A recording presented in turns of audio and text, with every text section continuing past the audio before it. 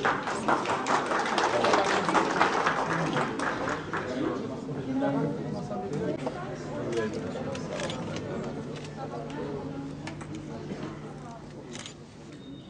değerli Genel Başkan Yardımcımıza da kadim şehrimize, Diyarbakır'ımıza hoş geldiniz diyorum. Değerli arkadaşlar, bugün biz kent ekonomileri formunun tamamen sivil yapısının ön plana çıkacak şekilde Diyarbakır'ımızın ve bölgemizin ekonomik problemlerini gelecek 10 yıllarda belki biz bugünden yapacağımız çalışmalarla gelecek 10 yılların temellerini inşallah birlikte atacağız. Tabii bu forum tamamen sivil yapılı, yerel anlayışa hitap eden, yerel anlayışı içeren, yerelde görülen sorunları yerel anlayışla nasıl çözülür, onun muhasebesi bugün hep birlikte inşallah yapacağız. Bu forumun fikir babası olan ve aramızda bulunan Genel Merkez Ekonomi İşleri Başkanımız Numan Kurtulmuş Bey'e bu çalışmalarından dolayı kendisine gerçekten teşekkür ediyoruz. Çünkü biz şuna inanıyoruz. Yerelden yapılan siyaset, yerelde güçlenen siyaset, yerelde sorunlar tartışılması, yerelde sorunlara yönelik çözüm önerileri hem kalıcı oluyor hem etkili oluyor. Bu anlamda çok ciddi, çok önemli bir çalışma olduğu kanaatindeyiz. Biz iktidara geldiğimiz 2002'den bu yana ülkenin geldiği ekonomik aşamayı çok iyi görmemiz gerekiyor. 2002'de kişi başına düşen milli gelir 3.500'lerdeyken, 3.500 dolarlardayken bugün 11.000 dolarlara varan kişi başına milli gelir artışı. Yine enflasyon oranında çift haneli rakamlardan gecelik faizlerin 7.500'lerden faizlerin tek haneli dünya standartlarını yakalayan faiz oranları, yine ülkemizin alan el durumundan veren el durumuna geçmesi gibi hususlar ülkemizin geldiği ekonomik durumu, seviyeyi çok net olarak ortaya koymaktadır. Buna bağlı olarak güçlü ekonomilerin olduğu ülkelerde güçlü demokratik yapıların doğuruştuğunu biz ülkemiz özelinde çok net olarak görebilmekteyiz.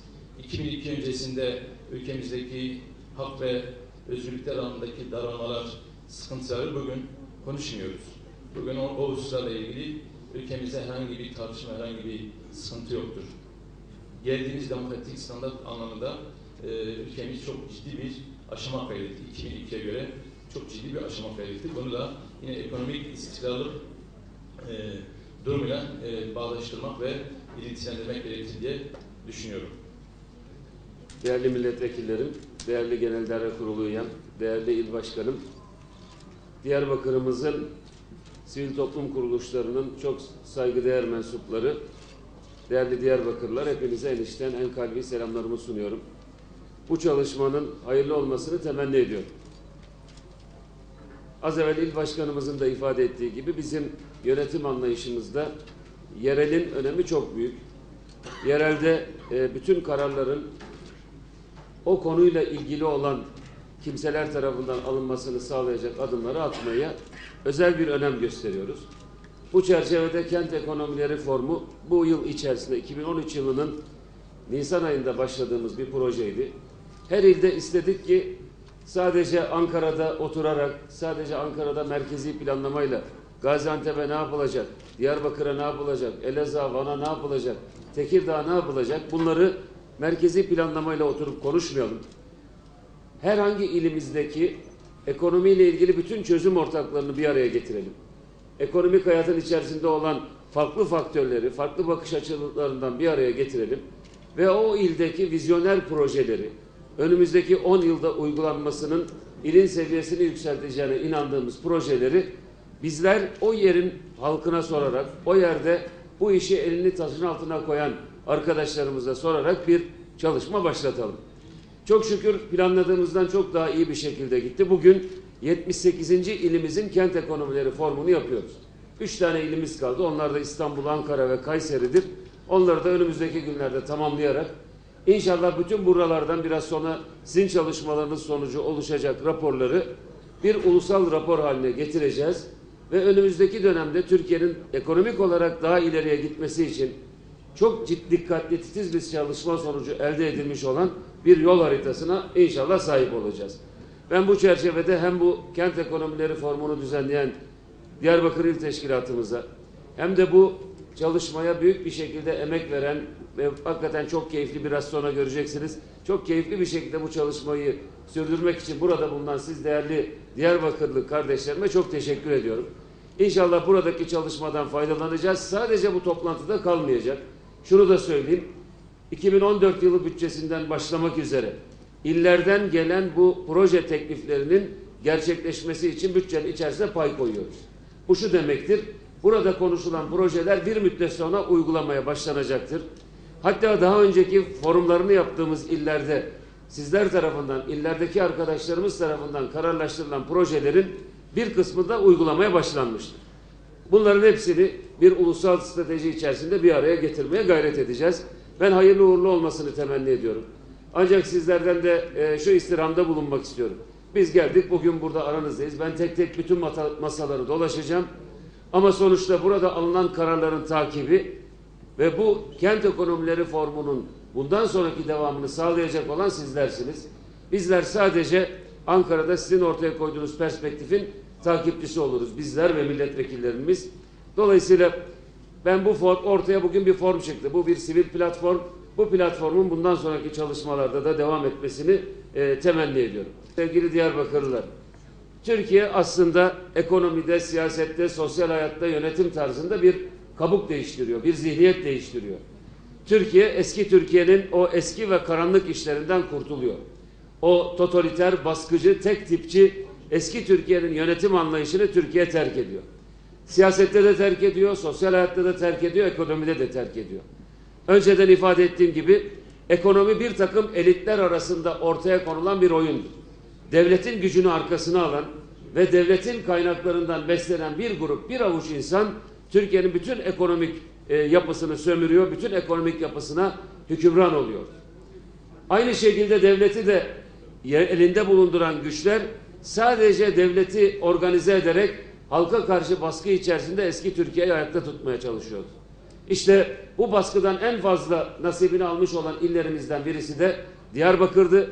Bu bölge Doğu ve Güneydoğu Anadolu bölgesiydi. Bir taraftan ekonomik yatırımların yoksunluğu, diğer taraftan devlet zihniyetinin halkını rakip olarak görmesi, hatta iç düşman olarak görmesinin vermiş olduğu gerginlikler uzun yıllar Türkiye'nin Doğu ve Güneydoğu Anadolu'sunun kalkınmasını geri bıraktırmıştır. Şimdi bir zihniyet değişimine gidiliyor. En son demokratikleşme paketinde de ortaya konulan budur. Bir niyet beyanıdır, bir istikamet tespitidir, bir zihniyet değişiminin ilanıdır.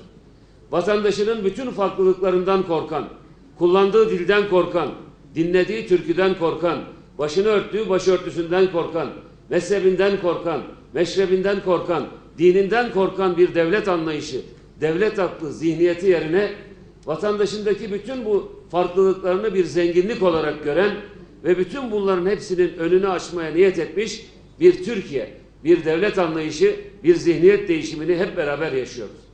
İnşallah önümüzdeki süreçte bu demokratikleşme paketinin gerektirdiği adımların hepsi tamamlanacaktır. Dün akşam da arkadaşlarla konuşmamızda paylaştım. Türkiye'de bu tür paketler hazırlandığı zaman çoğu zaman komisyona havale edilen işten sonuç çıkmasın diye komisyona havale edilir. Oradaki çalışmalar raflara kaldırılır ya da hatta bir kısmı çöp tenekesine atılır. Ancak demokrasi paketi böyle bir paket değil.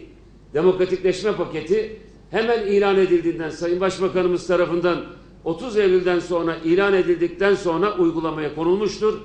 İlk 1-2 gün içerisinde başta kamudaki başörtüsü yasağının kaldırılması olmak üzere, başta yıllardır milletimizin çocuklarına çok da benimsemedikleri halde sürekli ezberletilen ve okutulan andımızın kaldırılması başta olmak üzere paketteki birçok adımın uygulaması başlamıştır.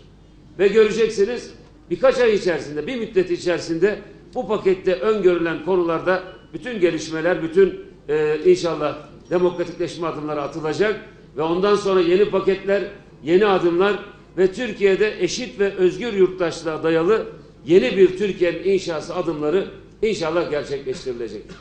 Bu bir zihniyet değişimidir, bir perspektif farklılaşmasıdır. Şunu açık ve altını çizerek söylüyorum. Türkiye'de artık hiçbir gücün devlet aklını eskisine döndürmeye gücü yetmeyecektir.